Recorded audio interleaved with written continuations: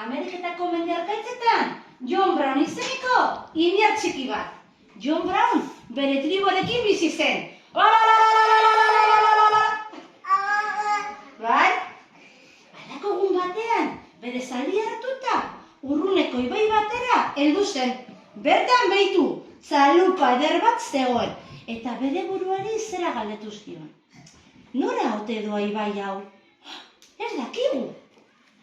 A ber, birritan pentsatu badik, zaldia utzi eta txalupara igo zen. A ber, ras,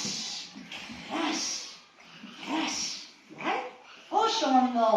Ibaiak Zodup izeneko haritza batera, eraman zuen indiar txikia. Zodupera etorri zen. Bai, gure herrira azare, gure herrira etorri zen. Bai. Herrian, ume talde bat aurkitu zuen. Ongi etorri Zodupeko inauterietara.